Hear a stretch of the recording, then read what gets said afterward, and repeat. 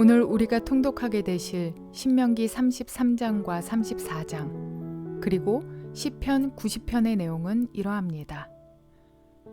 야곱이 그의 12아들을 축복했던 것처럼 모세도 각 지파들을 축복합니다.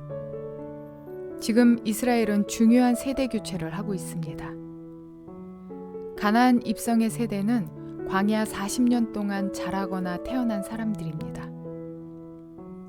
그들은 곧 가나안 입성의 역사를 경험하게 될 사람들입니다. 하나님은 지금 가나안이라는 약속의 땅에서 시작될 새로운 역사를 준비하고 계신 것입니다. 모세의 생이 마감되면서 이스라엘 역사에 전무후무했던 광야 시대가 대단원의 막을 내리게 됩니다. 동시에 그의 죽음은 여호수아 시대의 개막을 의미합니다. 모세오경을 관통하는 가나안 땅에 대한 비전은 모세의 죽음을 계기로 여호수아와 만나 세대에게로 넘어가며 이후 가나안 땅에 거하는 이스라엘 백성들의 삶의 근간이 됩니다. 이어지는 시편 90편은 광야 생활 중에 모세가 많은 사람의 장례를 치렀었습니다. 그는 주의 진노하심 그리고 수많은 사람이 광야에서 죽어 묻히는 것을 보았습니다. 그 열매가 바로 시편 90편의 기도입니다. 이러한 내용들을 기억하셔서 통독에 도움이 되시기를 바랍니다. 신명기 33장. 하나님의 사람 모세는 죽기 전에 이스라엘 자손에게 다음과 같이 복을 빌어 주었다. 주님께서 시내 산에서 오시고 세일산에서 해처럼 떠오르시고 바란 산에서부터 당신의 백성을 비추신다. 수많은 천사들이 그를 옹이하고 오른손에는 활활 타는 불을 들고 계신다. 주님께서 뭇 백성을 사랑하시고 그에게 속한 모든 성도를 보호하신다. 그러므로 우리가 주님의 발 아래에 무릎을 꿇고 주님의 말씀에 귀를 기울인다. 우리는 모세가 전하여 준 율법을 지킨다. 이 율법은 야곱의 자손이 가진 소유 가운데서 가장 으뜸 가는 보물이다. 연합한 지파들이 모이고 백성의 지도자들이 모인 가운데서 주님께서 이스라엘의 왕이 되셨다. 르우벤은 비록 그 수는 적으나 잘 살게 하여 주십시오. 절대로 망하지 않게 하여 주십시오. 그가 유다를 두고서 이렇게 말하였다. 주님, 유다가 살려달라고 부르짖을 때에 들어주십시오. 유다 지파가 다른 지파들과 다시 하나가 되게 하여 주십시오. 주님, 유다를 대신하여 싸워 주십시오. 그들의 원수를 치시어 그들을 도와주십시오. 레위 지파를 두고서 그는 이렇게 말하였다. 레위에게 주님의 둠밈을 주십시오. 주님의 경건한 사람에게 우림을 주십시오. 주님께서 이미 그를 마사에서 시험하시고 무리바 물가에서 그와 다투셨습니다. 그는 자기의 부모를 보고서도 그들을 모른다고 하였고 형제 자매를 외면하고 자식마다 모르는 채 하면서 주님의 계명에 순종하였으며 주님의 언약을 성실하게 지켰습니다. 그들은 주님의 백성 야곱에게 주님의 바른 길을 가르치며 이스라엘에게 주님의 율법을 가르치며 주님 앞에 향을 피워 올리고 주님의 제단에 번제 드리는 일을 계속하고 있습니다. 주님, 그들이 강해지도록 복을 베풀어 주시고 그들이 하는 모든 일을 기쁘게 받아 주십시오.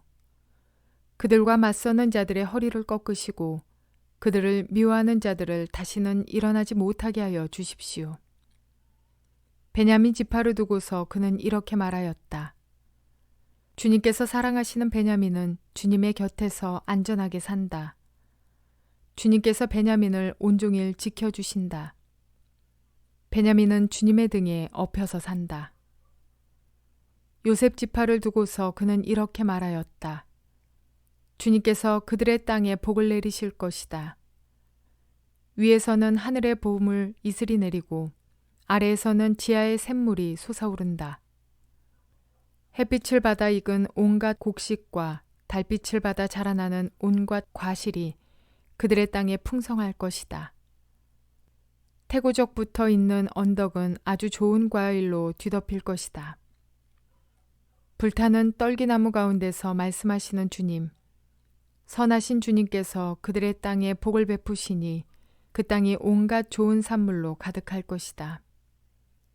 요셉이 그 형제 가운데 지도자였으니 이런 복을 요셉 지파가 받을 것이다. 그들은 첫 숫송아지와 같은 힘으로 황소의 뿔과 같은 위력으로 그 뿔로 만방을 들이받아 땅끝까지 휩쓸 것이니 에브라임의 자손은 만만이요 므낫세의 자손은 천천이다. 스불론 지파와 이사갈 지파를 두고서 그는 이렇게 말하였다. 스불론은 해상 무역을 하여 번성하고 이사갈은 집에 재산을 쌓는다.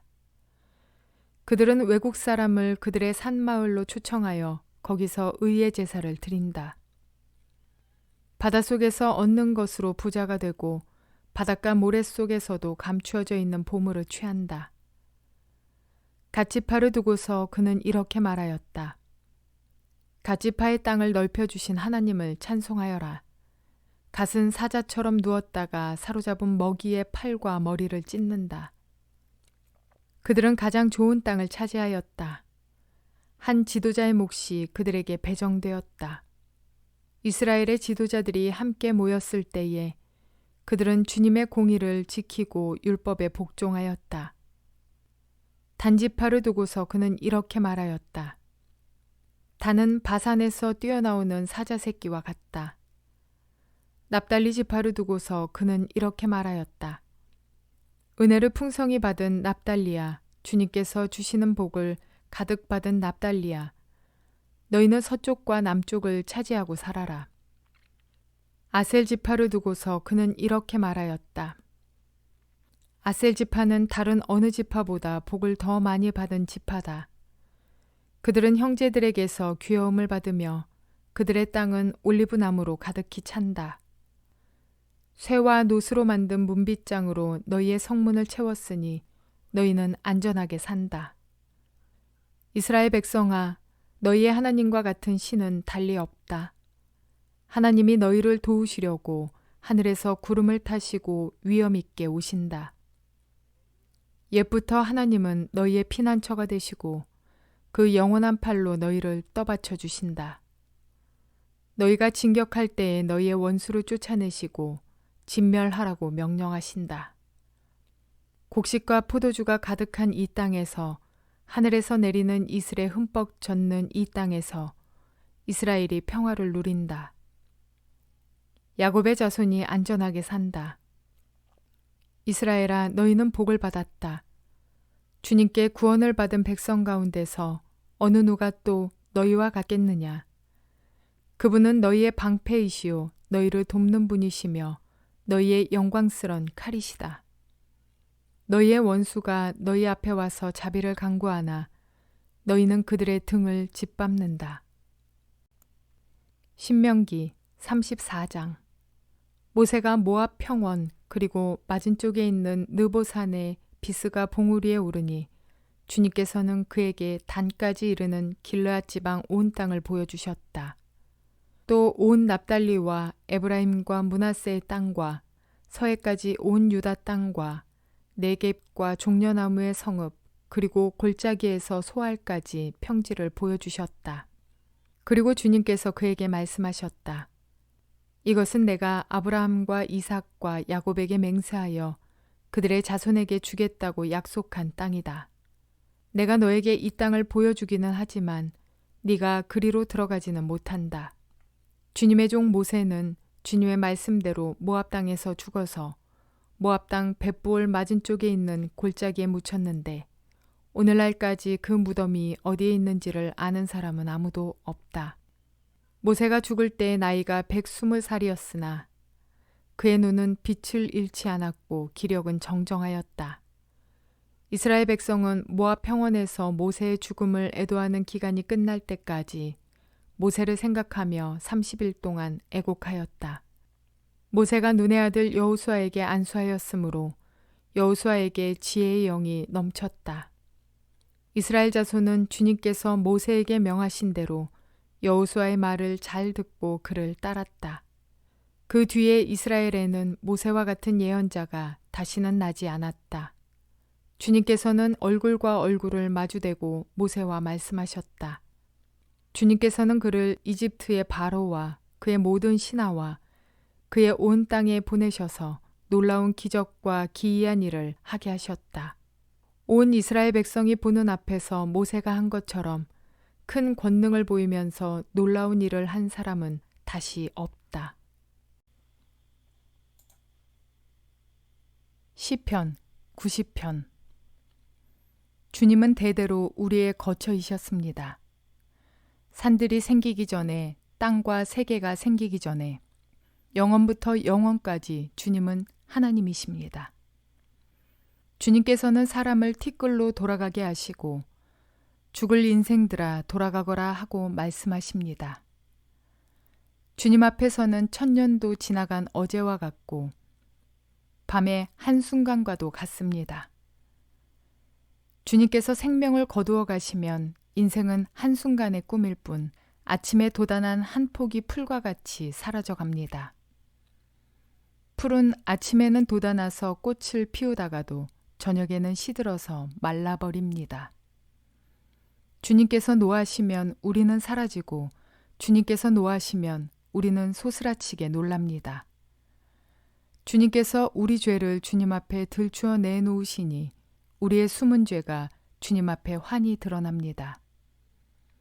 주님께서 노하시면 우리의 일생은 사그라지고 우리의 한평생은 한숨처럼 쓰러지고 맙니다. 우리의 연수가 70이요 강건하면 80이라도 그 연수의 자랑은 수고와 슬픔뿐이요 빠르게 지나가니 마치 날아가는 것 같습니다. 주님의 분노의 위력을 누가 알 수 있겠으며 주님의 진노의 위세를 누가 알 수 있겠습니까? 우리에게 우리의 날을 세는 법을 가르쳐 주셔서 지혜의 마음을 얻게 해 주십시오. 주님 돌아와 주십시오. 언제까지입니까? 주님의 종들을 불쌍히 여겨 주십시오. 아침에는 주님의 사랑으로 우리를 깨워주시고 평생토록 우리가 기뻐하고 즐거워하게 해 주십시오. 우리를 괴롭게 하신 날수만큼 우리가 재난을 당한 횟수만큼 우리에게 즐거움을 주십시오. 주님의 종들에게 주님께서 하신 일을 드러내 주시고 그 자손에게는 주님의 영광을 나타내 주십시오.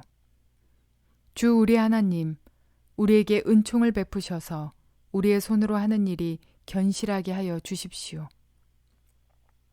우리의 손으로 하는 일이 견실하게 하여 주십시오. 모세는 가나안 정복을 실제 이끌 지도자로 여호수아를 세우고 가나안에 정착하게 될 이스라엘 공동체가 더욱 튼튼하게 세워질 수 있도록 사역의 마무리에 정성을 다했습니다. 그렇게 생애 마지막까지 하나님의 신실한 종으로 남아 있었던 모세에 대해서 하나님께서는 34장에 이렇게 평가하셨습니다. 그 후에는 이스라엘에 모세와 같은 선지자가 일어나지 못하였나니. 이렇듯 모세는 하나님을 사랑하고 백성을 사랑하는 참 지도자였습니다. 그는 백성들의 죄 앞에서 하나님 앞에 용서를 구하며 하나님의 영광에 누가 되지 않도록 하나님을 설득할 줄 아는 지도자였습니다. 자신의 사명에 충성하되 죽기까지 끝까지 겸손히 충성했습니다. 하나님께서는 우리 인생에 대해 훗날 어떤 평가를 해주실까요? 하나님 앞에 칭찬받는 성도로서 평가받기를 원한다면 우리 각자는 모두 하나님 앞에 올바른 목표를 삼는 자여야 할 것입니다. 아무리 직진으로 걸어도 목표가 잘못된 곳으로 이르는 길은 헛될 뿐입니다. 아무리 빨리 달려간다 해도 목표가 엉망이면 멸망의 길일 뿐입니다. 그러므로 우리 인생의 목표는 오직 하나님의 영광이어야 합니다. 주님의 영광을 위해 살면 이웃사랑도 말씀의 순종도 하나님 나라도 모두 이룰 수 있기 때문입니다. 그러므로 하나님의 영광을 위한 바른 목표를 가지고 살아가므로 훗날 주님의 심판대 앞에서 칭찬받는 저와 여러분 모두가 되시기를 주님의 이름으로 축원을 드립니다.